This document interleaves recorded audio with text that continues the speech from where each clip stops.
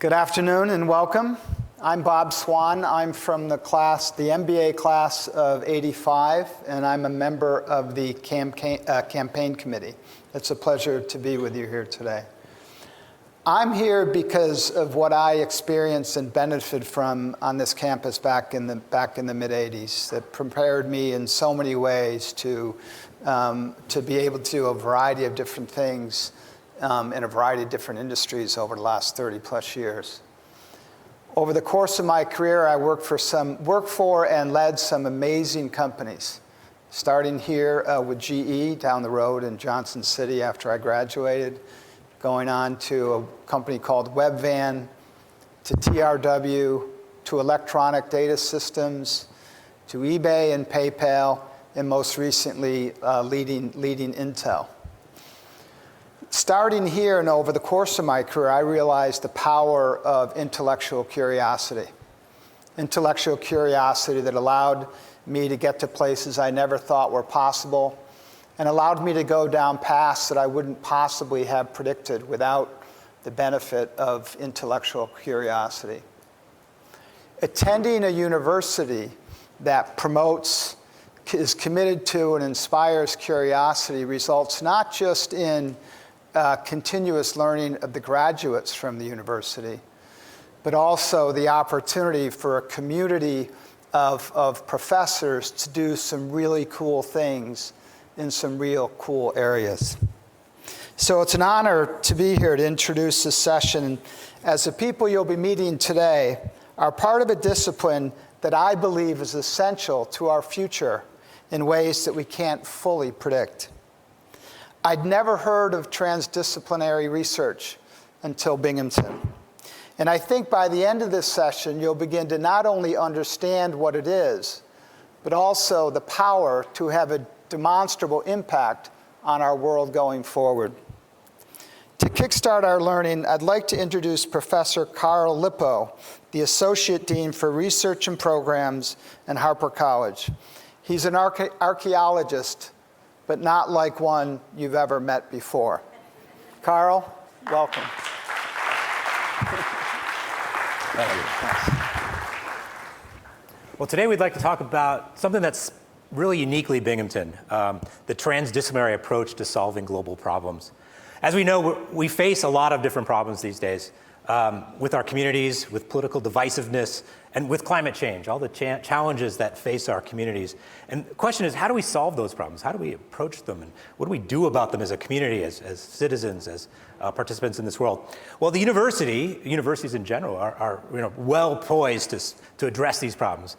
Here at Binghamton, for example, we've got this history of having experts in a wide variety of disciplines. We go from breadth to depth. We have people that just are experts in just about everything you can possibly imagine. We have people like Molly Patterson in geology, who studies climate change and is looking in Antarctica and how the ice sheets are melting and how that's changing and affecting the world. We have people like George Holmesy, who studies the north area of Binghamton in our own community and understands how people who are living here in amongst Binghamton, Johnson City, Vestal, and Endicott are struggling with the challenges of the modern day.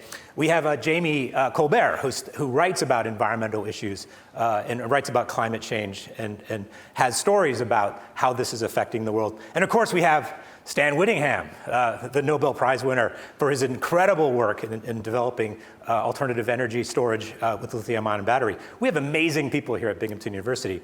But how do we go about taking these people with all these different disciplines and putting them together to address these really complex problems? Because the problems we face are not just single ones where we're trying to solve a simple math equation. We're taking many different things together, trying to parse them apart and put them back together again, because that's really what makes the challenges tough. Well, universities are well poised to do that, but we take typically a disciplinary approach to looking at it, where each individual is in a siloed spot and working separately on different kinds of problems. Other universities might take a multidisciplinary approach where they put people together and say, okay, in a room, let's sort of get everyone together and start working on it. But then everyone goes off and does their thing. You can have interdisciplinariness where you simply sort of have overlap and you start to share some methods and techniques. Well, let's go to that first slide here. And what we take here at Binghamton goes beyond that. It goes beyond just putting things together in sort of an ad hoc way. It really means about fusing things together, building off one another, and creating whole new disciplines to solve problems. And that seems sort of wild. How can you really do that? And here at Binghamton, this is something that's sort of our signature approach. And we've built this transdisciplinary areas of excellence and have currently a number of these on campus that focus on really complex problems, including health sciences, material and visual worlds, smart energy, data science, communities, citizenship and rights and belonging, and sustainable communities. These sort of areas of expertise blend people together to look at really complex problems. So today I want to talk about one of them that we've been working on together as a group for a number of years, and bring on a couple of colleagues that I've been working with to sort of show you how these different pieces can come together to create something that's totally novel and unique, and particularly unique here at Binghamton University. What we're looking at is sustainable communities.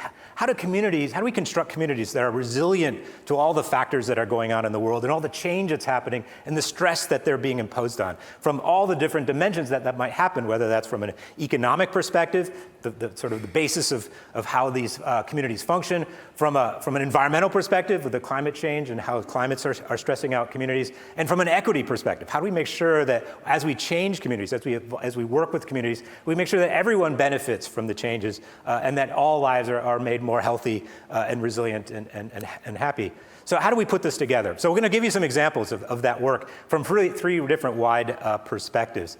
Our first one is, I'm going to talk about my own research. My own research is really took me in a different direction than you might imagine as an archaeologist.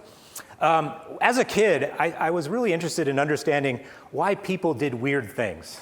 I lived in Wisconsin along the shores of Lake Mendota near Madison. And as you'd walk across the woods there, you'd find every once in a while strange earthen mounds constructed by indigenous people prior to European contact that would just be out in the woods. And some of these would be in the shapes of animals, bears, turtles, other kinds of figures. And as I walked around as a kid, I wondered, why would anybody do that? Here in the middle of Wisconsin, sort of in this spot, for a particular period of time, people made these earthen mounds in shape of animals. And it occurred to me that there must have been a good reason for that. But what was that? Why did that make sense? And as I sort of started to do college and started to look at sort of the discipline world, I realized that there were other places that people did weird things. Stonehenge is another famous example. Why did people move these gigantic rocks and put them in a circle in England, of all places? And there's actually examples of these sort of crazy things that people did all around the world. And it's occurred to me that there's got to be a good reason. From our perspective, we look at these things and we say, well, why there? And why would you do that? Why would you move big rocks around or pile dirt up? So when I became an archaeologist and as a professor, I decided I really wanted to look at something that was the most crazy, the most weird that I could possibly think of, and that was on Easter Island. Let's go to the next slide there. So Easter Island is located in the middle of the Pacific. It's thousands of miles from the coast of South America, thousands of miles from any other speck of land, all out by itself. And it's only about 10 by 12 miles across, 10 by 12 miles. That's about the size of Binghamton, Johnson City, and Endicott put together. If you can imagine Binghamton, Johnson City, and Endicott put together, but isolated by thousands of miles of ocean. That's Easter Island, or Rapa Nui as it's known by the native people. Rapa Nui doesn't have a lot of resources. It's really limited by its land space, but it had people on it. People lived there and have been living there for about 800 years. Indigenous people known as the Rapa Nui. But what's amazing about Rapa Nui is not only that people were able to survive there, but they did amazing things. Let's go to that next slide there. They built moai, these gigantic statues. These statues are made out of stone, carved by local rock by indigenous people prior to contact, prior to 1722 when the first Europeans got there. These things are gigantic. They weigh up to 70 tons, which is the weight of a 747, and they're moved across miles of volcanic terrain. And there's not just one of these, which would be a world monument if we found it in Endicott, but there's almost 1,000 of these statues on this island. Just an unbelievable number, sort of mind-blowing amount of effort built into moving these gigantic structures. And these are iconic. Everyone is known about them. And as a kid, I learned about these from shows like, I don't know if you know, In Search Of with Leonard Nimoy. And they all became these mysteries, the mystery of why people would do this on Easter Island. So as a professor, I decided I really wanted to look at this. I wanted to figure out, well, why would people do this? Why would people go to that, to the trouble to make these things on this island? And of course, at the time, one of the narrative was that people did this, and it was a destructive force, that they built these statues and they moved them around, nearly 1,000 of them, and it destroyed the island. And what we're looking at is just dumb things that people did in the past that really had a detrimental consequence to them, and that ended up sort of in an ecological disaster. And of course, that's an interesting lesson to be learned, but I was struck by the fact that why would people keep doing that for hundreds of years, making all of these statues? What would drive that? So I went there sort of looking at, well, what was going on here? One of the questions that always comes up is, well, what would it take to move these statues? If it weighs 70 tons, how would you move something like that without using a lot of resources, a lot of trees or something like that, a lot of people to drag it around, and then feeding all those people would have taken a lot of resources. Well, I did, as an archaeologist, what we did was looked at the archaeological record really carefully. We looked at the details of the statues, we looked at where they fell, we looked at how they broke, we looked at their form, and we noticed a couple of things that were really interesting. Things that kind of pinpointed the fact that these statues were probably constructed in a particular way specifically to be moved. And what we learned and what we sort of built as a hypothesis, that these things moved in a standing position. A standing position, like gigantic refrigerators, moved across this island in this upright position. Now, a lot of people thought we were totally crazy. They're like, that's insane. No one would ever do that. Why would you move anything that's that heavy and tall in a standing position? What you would do is you'd put it on its back and you'd put it on rollers and you'd roll it across the island and then stick it back up again. But we saw from the archaeological record that the only way we could explain what we were seeing was that it was moved in a standing position. And we wrote about it, and we did this, what professors do, which is write papers and publish it and show our documentation and our evidence and sort of what we thought was a good conclusion. Well, we were challenged to say, like, well, that's a great story, that's a wonderful story about how they moved, but could you really do it that way? Is it really possible to move a gigantic statue like that in a standing position? And are those attributes that you're seeing really tied to that movement? And one of the attributes that we saw was the statues themselves, as they were carved in such a way that they were leaning forward, so far forward that they wouldn't even stand up on their own. And it occurred to us that, this was one of the reasoning, that why would you make a statue that couldn't stand up if your point to make them is to bring them so you could stand them up? Wouldn't you carve them to be ready to go? And we learned that we figured that the leaning of the statue was key to moving these statues. So we got challenged to try to do this. Now, one of the challenges with doing anything like this is that thinking you know how to do something or knowing how something is done isn't the same as actually doing it. In the same way that you don't necessarily want somebody who understands the engineering of aeronautics to fly the plane, right? There's a totally difference between that knowledge and the plane flying, and if you have the engineer, you may not end up back on the ground where you want to be. So learning to move this statue was really a challenge for us because we had the ideas, but could we actually do it? So we got challenged by National Geographic and as part of a NOVA special to actually make a statue and actually put the proof in the pudding to make this happen. And it was an incredible struggle. And if you've watched the NOVA special, you can see some of the struggles that went on there, and it's actually pretty characterized as being sort of hair-raising and challenging. After 2 days of trying everything we possibly could, with a film crew asking us the whole time and watching us, we couldn't get anything to happen. And it was really at the last minute, literally half an hour before the crane was coming to pick the statue up to put it, and we were starting to get questions about, well, this seems like a failure, and what could you learn from this experience, that we figured it out. And I have a little bit of film footage to show you the moment by which we got the pieces together that allowed us to move the statues. Let's just show that.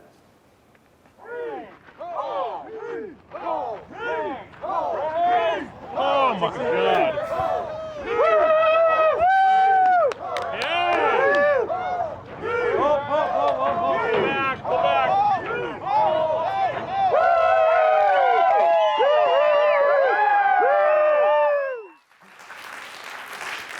We were able to move a 5-ton replica in a standing position across 100 meters of open space in about 20 minutes, an incredibly short period of time, with a really small number of people, just 15 people working together to do this with a couple of ropes. What we found is that this is exactly how statues were shaped and moved in order for them to be moved across the island. In fact, the bigger they got, the more likely and the more consistent the shape of the statues are, pointing to this as being the movement, the way that they were transported.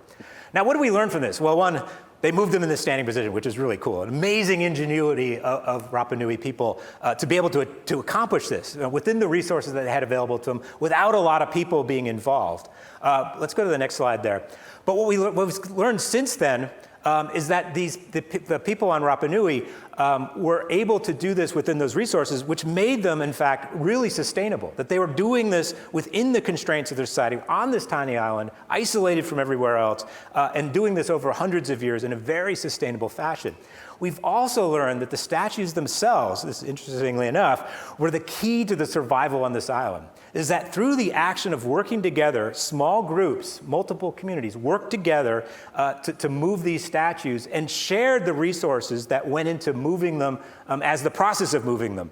That in many ways the statues themselves, while they had meaning as far as ancestors, were mechanisms that brought the community together. And on an island like this, with such isolation, without any other places to go to get resources, cooperation is what really mattered. And if we've done additional research on different resources and looking at things, we've now demonstrated that these statues, the reason why these statues exist uniquely on Rapa Nui is because it mattered the most there. On an island, when you're isolated, cooperation is the key to survival, key to resilience, the key to being able to withstand climate change and other kinds of stresses. So it's a key lesson in learning about what makes a community sustainable despite all of the odds.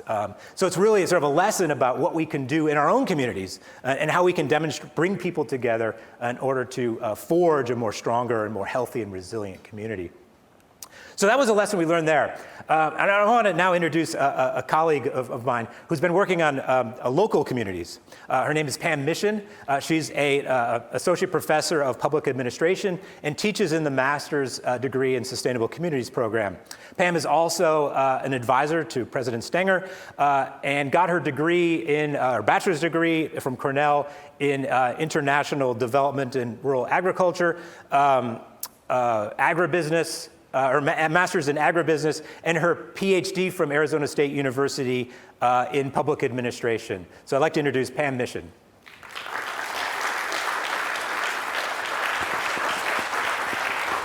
I got it backwards. No. So Pam, we've been talking about Easter Island, which of course is far away and really remote. Your work, of course, is a lot more local and really immediate. How did you get into that, and what did you find in your research? Well, a lot like what you were talking about growing up in Wisconsin and you looked at the world around you. Well, I grew up in southwestern Pennsylvania, and I grew up on a farm, which is kind of unusual for academics. And then through my educational experiences, developed a real interest in sustainability, and then finally got my PhD in public administration. And kind of bringing all of those three things together, I came up with this question that's kind of motivated my research for the last several years. How do small local governments create sustainable communities? And the reason I like this question is, like, we live in this world where clearly, global forces are really important. The pandemic has shown us that, and sometimes it feels like these rural areas, most of which are losing population, people are moving to urban areas, maybe they don't matter anymore. What's the relevance? And in particular, what do local governments do in these areas? And so I had to find a good research question or a topic. What might local governments be doing or having to face that would enable me to answer this question? And so I decided to look at fracking. So, drilling in shale gas, drilling in the Marcellus Shale in Pennsylvania. So this was something that's not just happening in the southwestern part of Pennsylvania where I grew up, but also just kind of over the border here from New York. And I like this question or this particular example for several reasons. One, it definitely has that global and then rural dimension. It's happening in rural areas, but it's clearly embedded in global energy markets. The second reason is that at least if you watch the news, it seems like it's a pretty divisive issue. So, there might be some conflict. How is that being managed?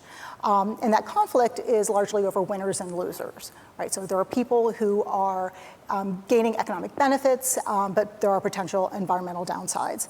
And then lastly, we mentioned the 3 E's of sustainable communities, and it hits all 3 of those E's. There are clearly the environmental aspects of it, the economic aspects of it, and the equity. I have a little animation that shows how much this has impacted Pennsylvania. And you can see in a really short period of time, each one of these dots represents a well.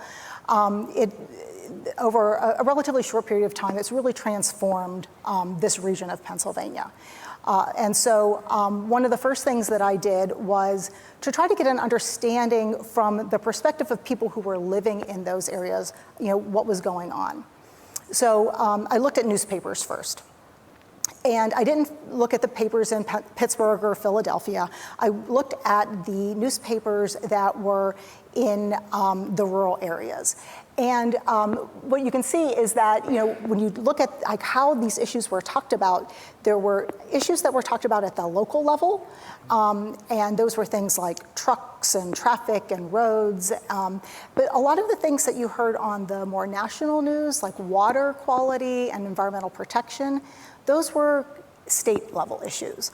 And so that really kind of helped me kind of get a sense of what people were viewing as the local issues.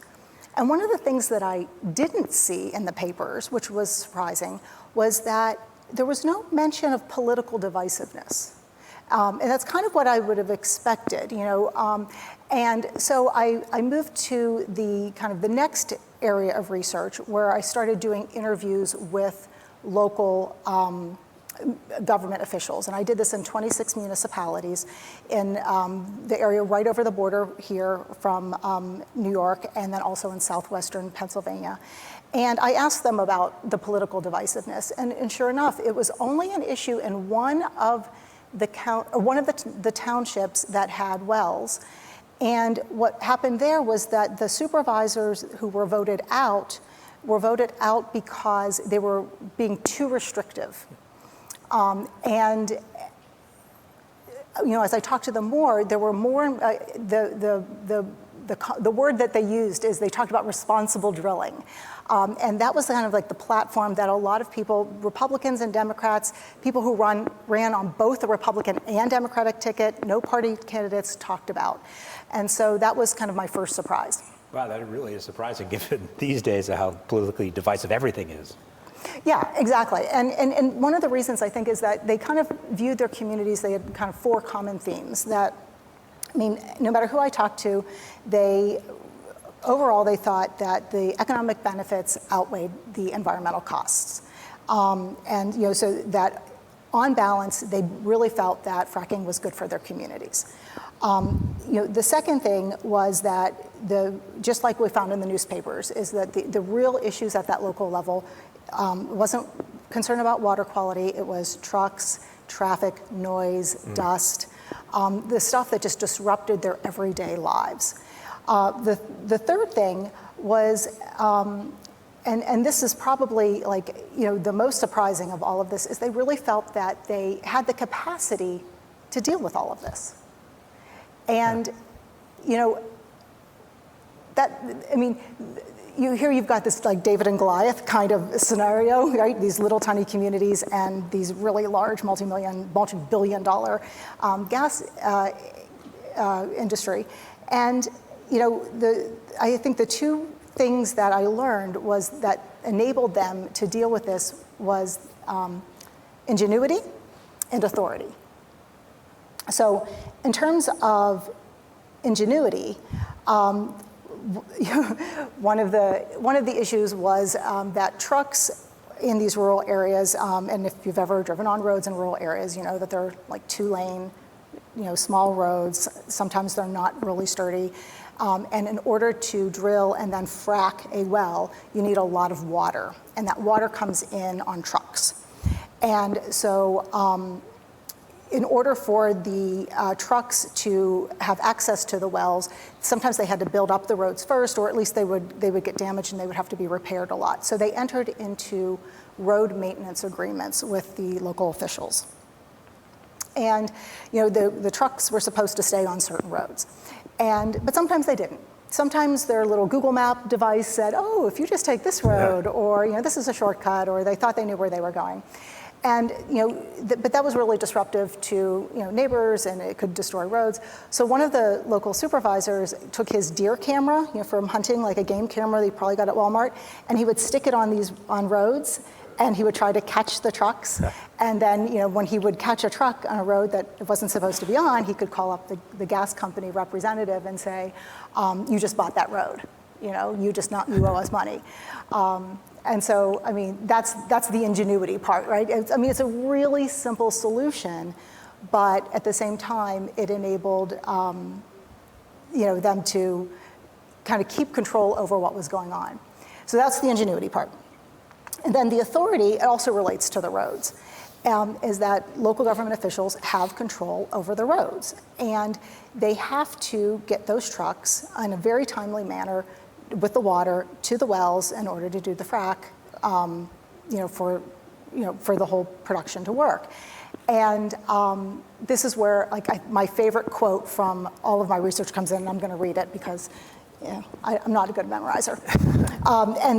So the supervisor is talking about something that one of the gas companies was supposed to do on one of these well sites, and he said, I said, "Well, you go back there and tell your boss that I would hate to see 600 water trucks sitting out there in the road because I will shut him down when he starts his frack if that apron isn't in." He said, "I'll relay the message, and I'll have it. I'll have it because they know I have the power." So that's how local government can really overcome multinational forces and large things simply by this ability to organize and cooperate. Yeah, and then there was one other lesson I think that's really important, and that had to do with how the local government officials managed some of those have and have not situations. And they were really cognizant of it. They did recognize that some people were benefiting a lot, and other people were mostly dealing with the trucks and the traffic and the dust.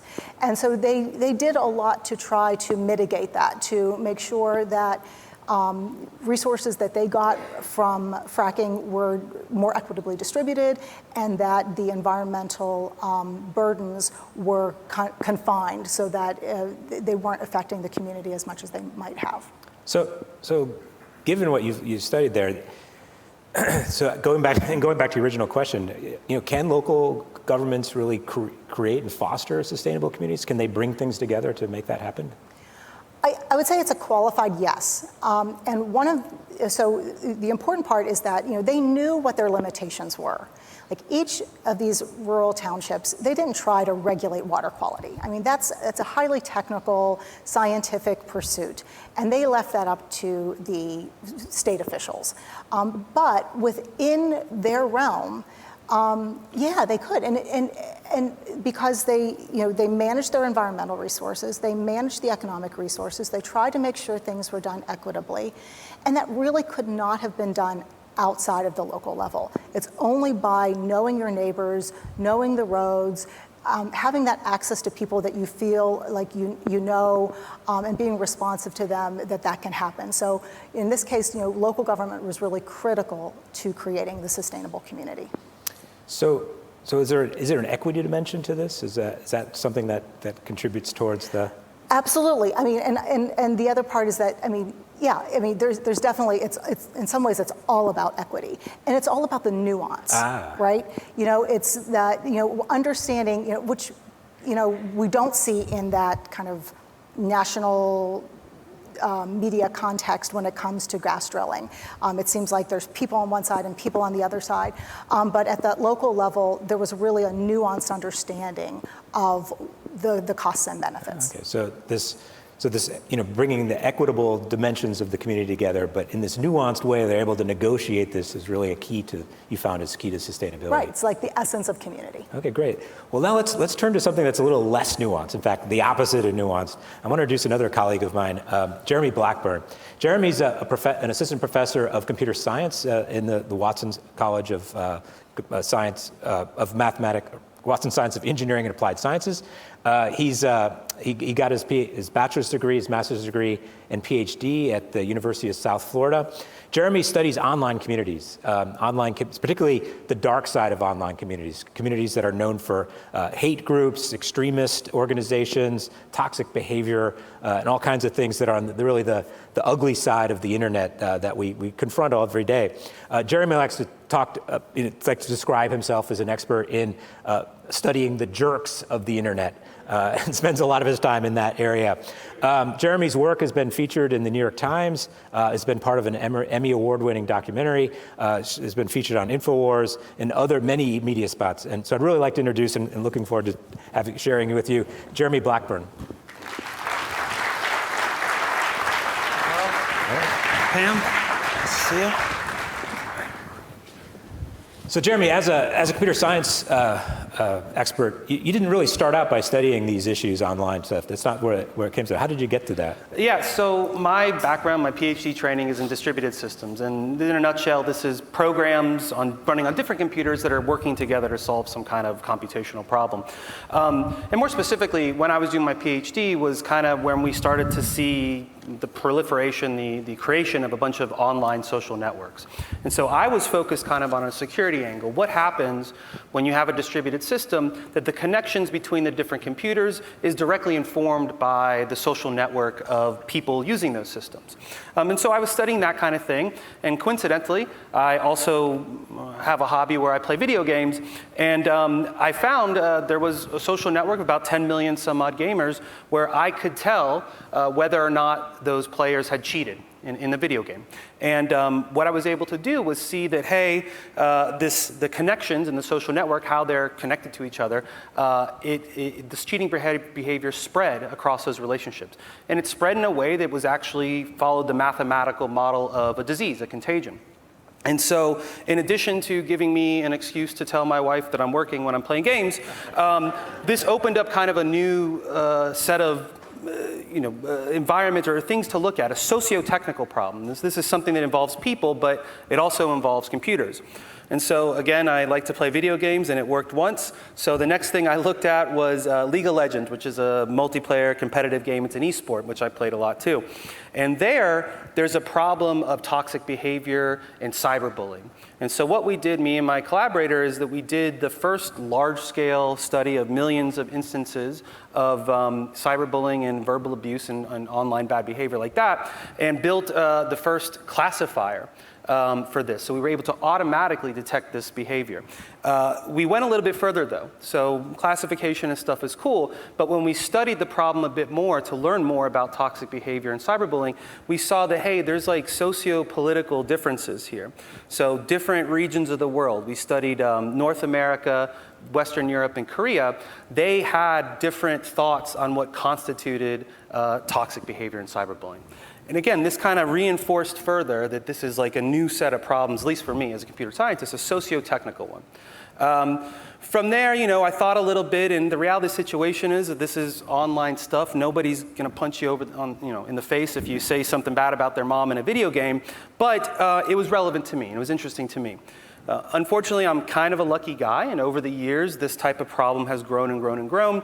And since then, my research group has done a ton of research, measurements and analysis on this type of work. So one of a good example I like to use is that we studied memes.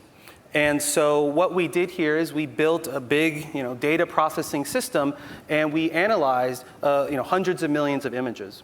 And we were able to categorize memes together and label them and this type of thing.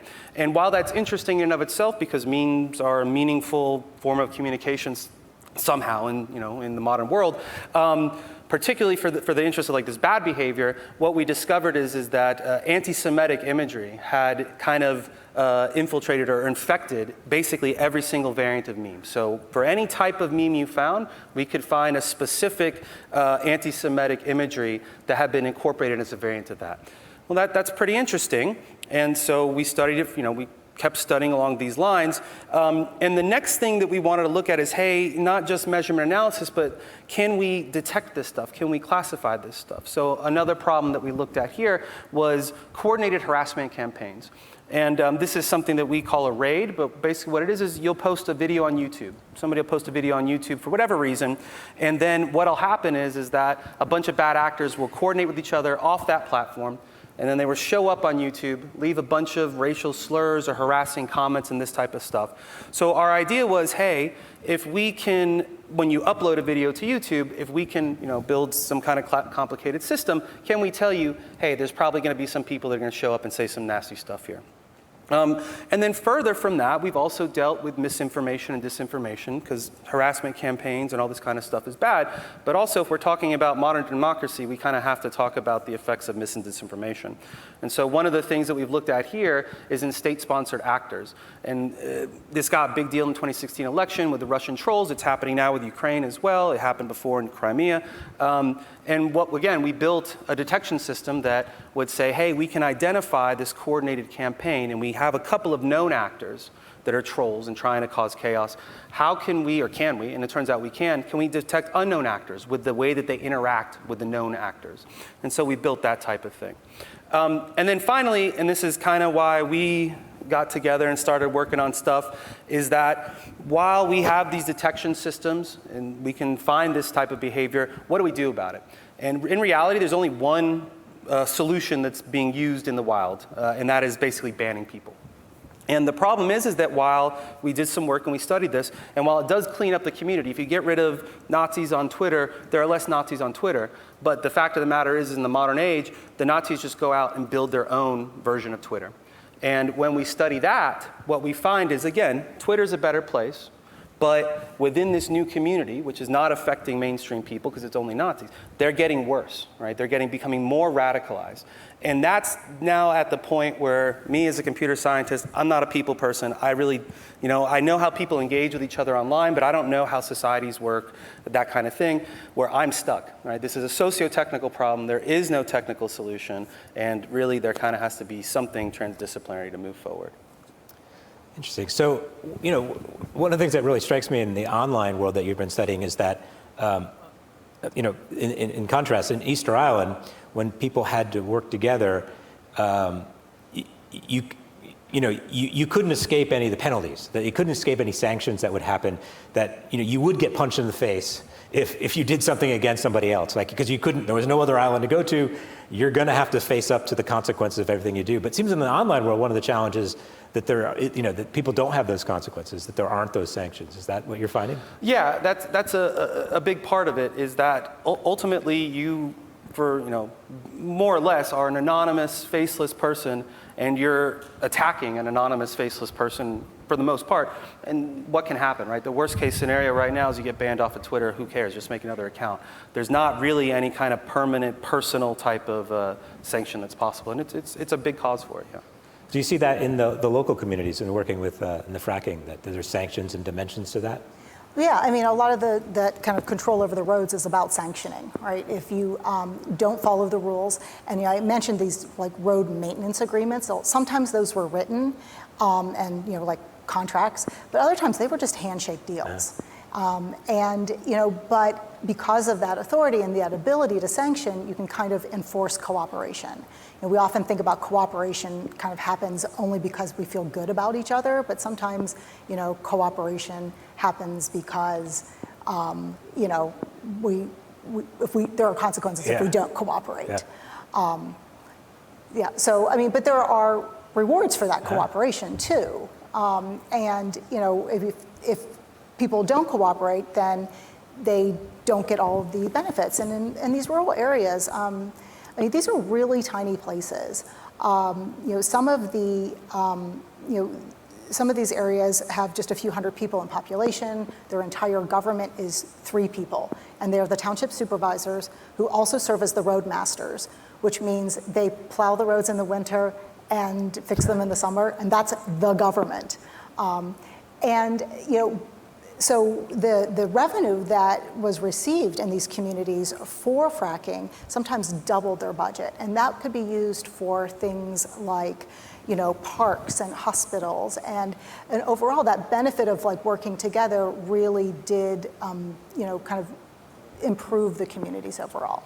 Definitely see that in Rapa Nui. I mean, the case is that by cooperating together to make these statues and transport them, people individually saw benefits because they had access to resources that the community had. If you didn't participate in it, the statue, you would know that because the statue wouldn't get to where it was supposed to go, and there'd be consequences that you wouldn't then get to participate in the community resources. And of course, that was directly composed by the fact that you had no other choices, that you had to work with each other and to make that happen.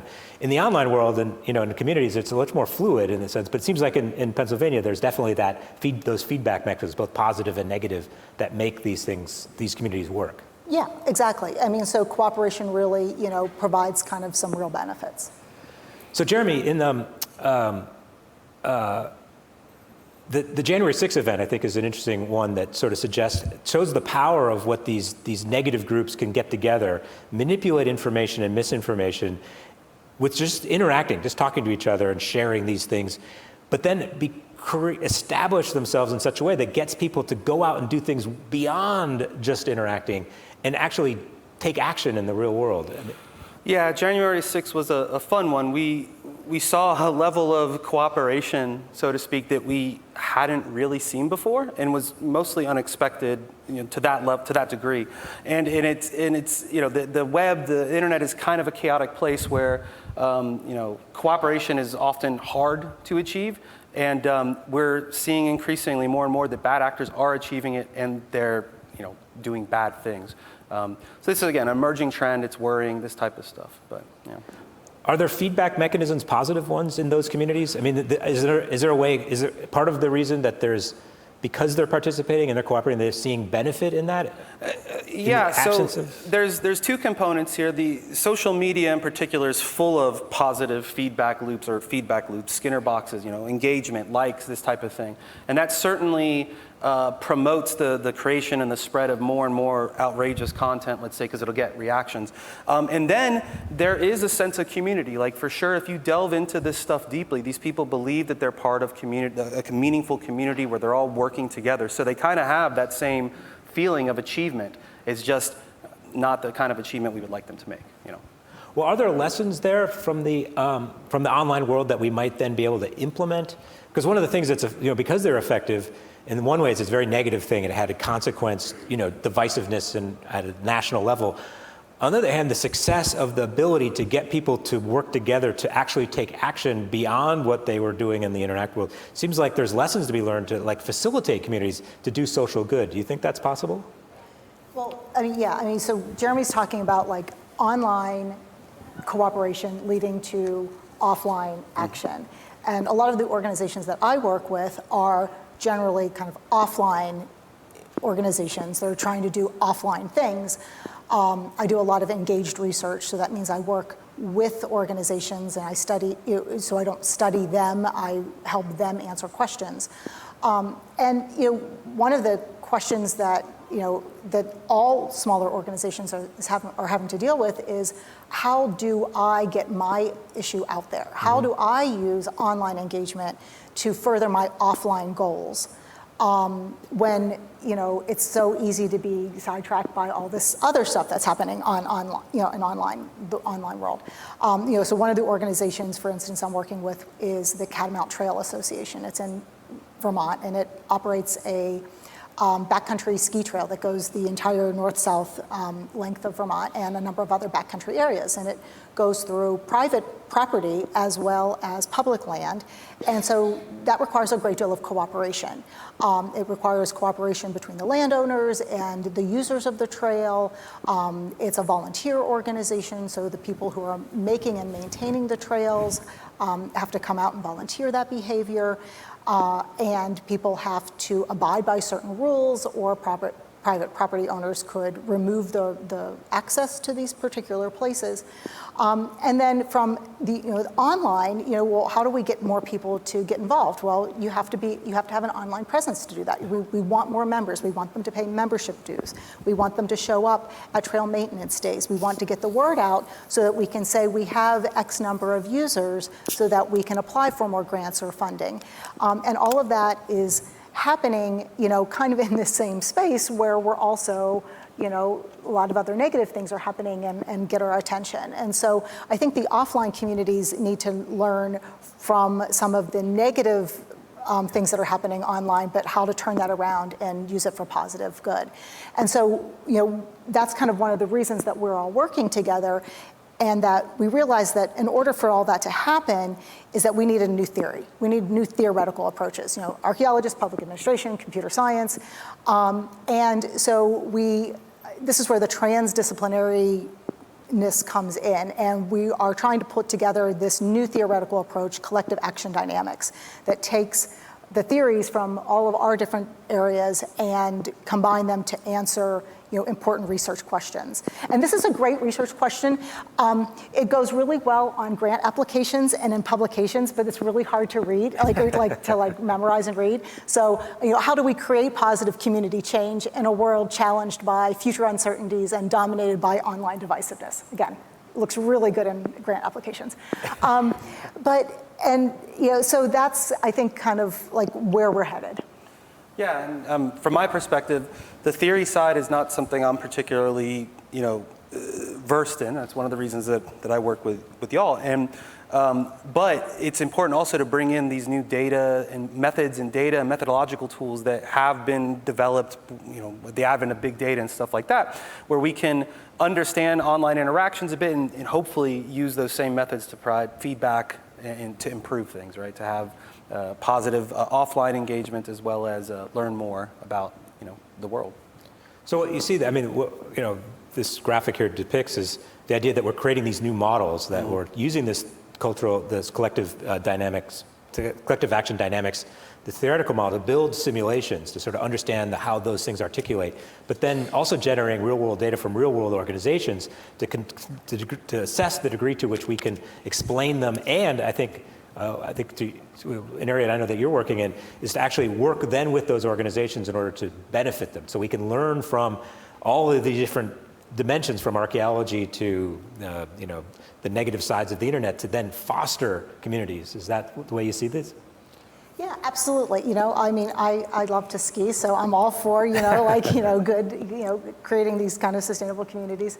But, there are challenges to this too. One of the big challenges, it's kind of like fusion cooking, right? So like Carl likes lemongrass, and I like barbecue sauce, and Jeremy likes capers, and somehow, but those things, they don't go together very well at all, and don't try it. But we do need, so we have all these different approaches, and we have to find all those right ingredients, and that takes a lot of time. We have to kind of go through all the different combinations, and you look at the graphs that we've put together, and it seems like it's all smooth and it was all easy, but it took years of kind of trying out different combinations of ways of looking at things till we got to where we are. Yeah, it's been a lot of not just understanding each other, but coming up with a shared vocabulary, a new way of thinking about the problem and discussing these problems. And really that's what makes the transdisciplinary approach more effective, because it's not just me using the language that computer scientists use and then that being translated for Pam and then translated for Carl. It's us really speaking the same language.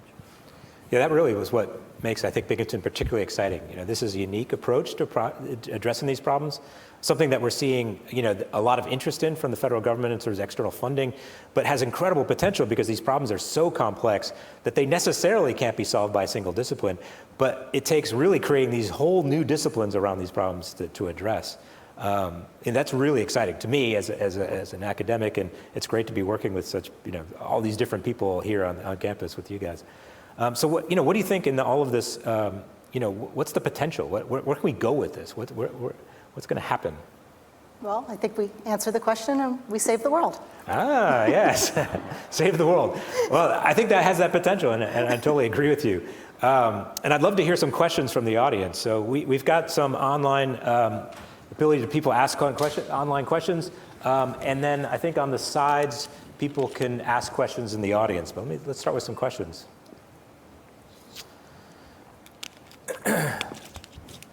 How can we scale the lessons learned about collaboration and cooperation in these small communities, whether that's East Rhode Island or Pennsylvania, but yet go address these global scale problems, such as climate change, which are, on an orders of magnitude larger.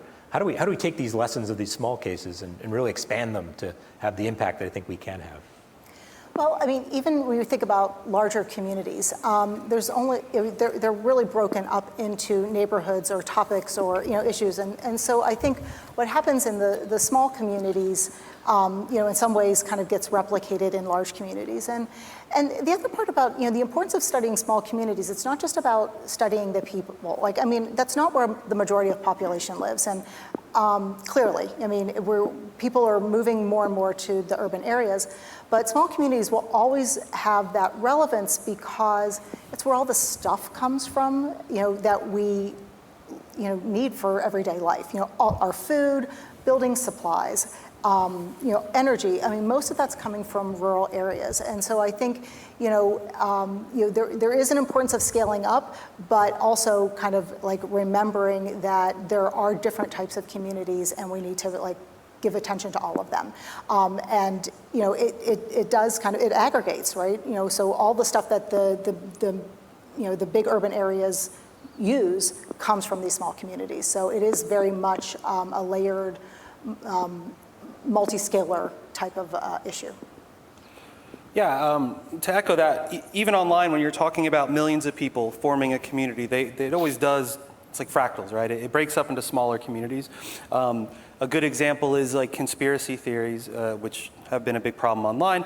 You can always break it down to some localized form, right? And maybe that's localized per country or state or whatever, but from there you can gain some lessons, and generally speaking, the same type of behaviors do work at scale, right? They're different, but the same patterns are there. So, it's a difficult challenge, but people have been doing it naturally for the past 20 years or so online, so it should be possible elsewhere.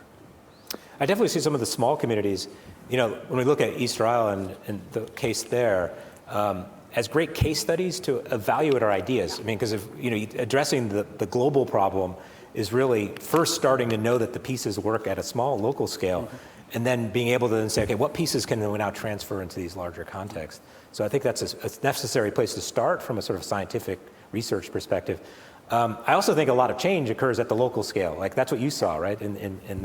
That's really a key thing to making change, is it has to happen at the ground level where people are seeing those feedback mechanisms in the local community, which then ideally will demonstrate that this works and that it's successful and that spreads.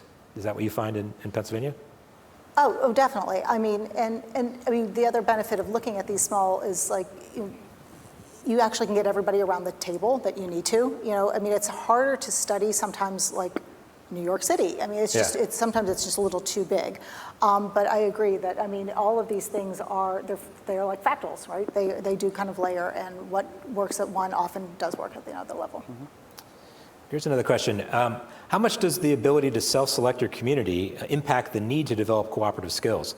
For example, neo-Nazis choosing to congregate on HN and not needing to bend to social norms compared to people on East Rhode Island, which really had no other options, sort of the opposite of that, where that was your community and you've got to work with it or else.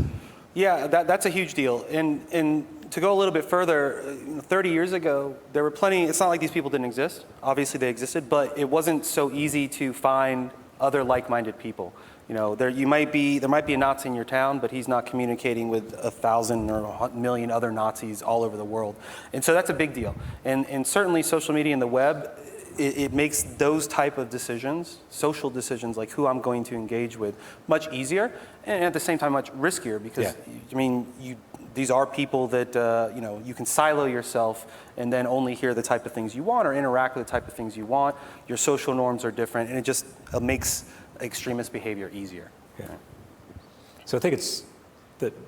Yeah. So I agree with you. Yeah. We need that's the ability to be so amorphous really allows that to just spread around and not they can't there's no feedback mechanisms. Like if you can avoid the feedback mechanisms, it allows it to foster. So the idea is structuring things in such a way that there's always feedback mechanisms, whether that's an online world or in a physical community sense. And really, a lot of it is training ourselves, but adjusting our communities to take into account that, hey, there's components of our society that are doing this type of thing. What kind of pro-social behaviors can we take to mitigate that, or at least make them not as risky or dangerous? Do you have any questions from the audience? Yeah, I heard you talk about government funding for this. I work at Google. There's a big project called Jigsaw, which I think is attempting to do the same kind of thing. I'm curious if you've approached big tech with funding requests, and maybe I can help. So I can speak on that. Jigsaw. So I can comment specifically on Jigsaw because Jigsaw's a Google project. I don't know if it's controlled by Google, but whatever, funded by Google to some extent, who are building natural language tools to detect hate speech and toxic behavior and that type of thing. I've used their tool, Perspective API is their big one. I've used it in measurements all the time. I've also had some engagement with Facebook. But I'm a computer scientist, so we kind of deal with the big tech companies in general. But it's difficult, right? So there's different interests. One of the things in academic research is understanding bias in these type of tools. For example, if you train a classifier on data that is biased, the classifier is going to come out and be biased. The canonical example is if you train a classifier to determine whether or not somebody's guilty or innocent of a crime, it's going to convict black people essentially nonstop because historically that's what the data says. If you're black, you're more likely to get convicted of a crime. And so that's kind of where there's a bit of a disconnect. It's because academics are, we kind of have a little bit more freedom and less concern of a profit motive. But honestly, the only way this problem is going to be solved is if there's cooperation and engagement. Because it doesn't matter what I do, I can't deploy anything at YouTube, right? I mean, whatever solution I come up, it's up to Google to implement it. So, but yeah, I'd love to engage more. So, let's talk. Yeah, I think it's a qualified yes. I mean, we're struggling with a really large problem where we're trying to build these simulations that can evolve the rules of community-ness and look under the conditions in which communities emerge from different combinations of interactions. And then apply that, collect data on real-world communities to see, in fact, do these actually explain the real-world conditions? And then if we tweak the real world, do we get the outcomes that we want that we expect to see? Building that full circle is really the challenge here. We can build a lot of theories, but unless they can actually make effective change, it's just academic speak. And that's really where we're at here. We really want to take these ideas and then implement them in the world to shape our community. So support from Google in terms of it would be fantastic. Other questions? What we've got here.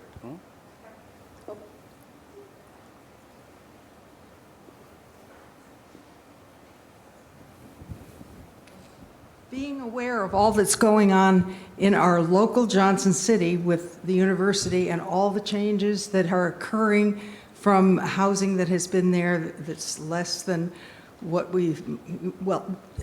I can't even think of all the specifics, but there's got to be just gigantic amounts of research that is going into that. Are you working with the university on that? So a short answer to that, and I'm sure Pam and Jeremy have additional, is yes. I mean, the Sustainable Communities TAE, the Transdisciplinary Area of Excellence, works on these conceptual models, working with researchers, but we were always looking for partnering with organizations in the local community because that is our community. We are that community, and we want to work directly with them. And with support from President Stenger, there's been projects working on the changes that are going on in Johnson City about tracking what's the effect of the university's investment there.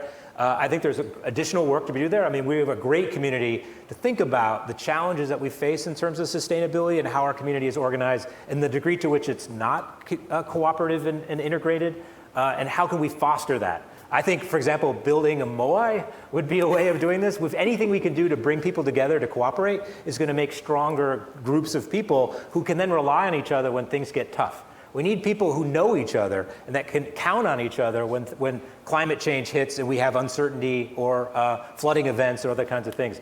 anything that we can do to foster that can go a long ways. And I think the university does a great job of that. I mean, there's been a lot of investment to bring the university throughout the community, thus creating an identity that used to be in corporations, but now sort of was in absence. And I think the university's plans plays a big role in that. But I think there's additional ways we can invest in that. And I think the lessons we learned from some Rapa Nui actually can be applied in this case in our community.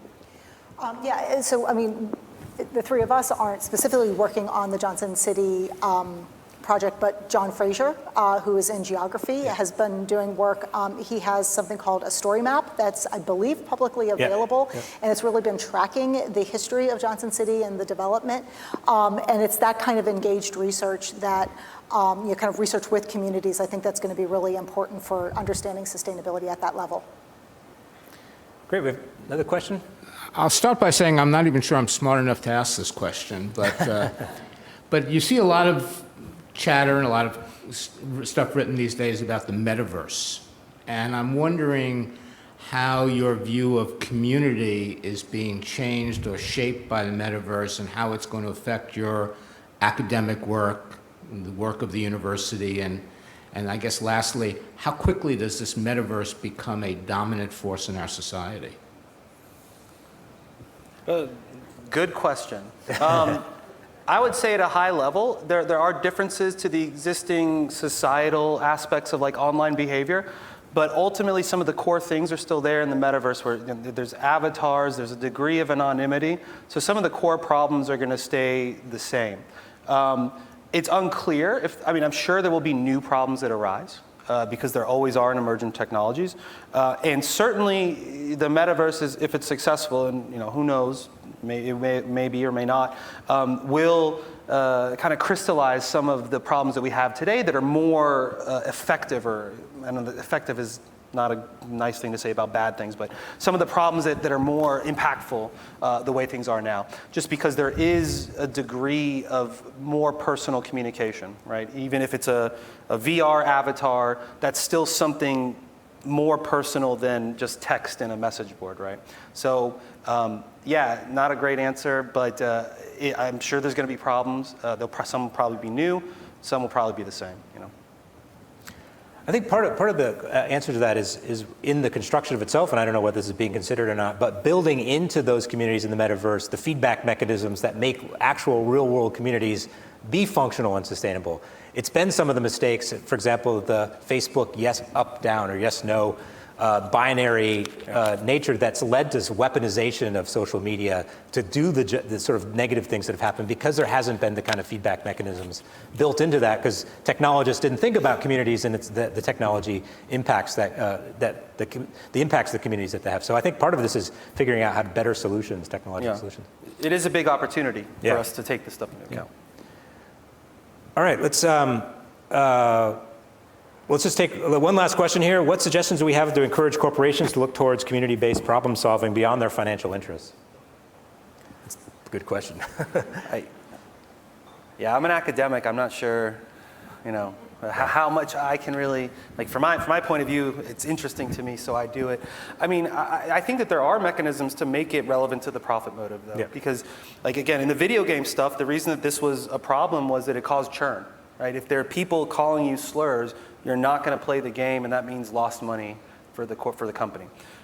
It's different when you have social media platforms like Facebook and Twitter who make money off of eyeballs as opposed to people actually giving them money.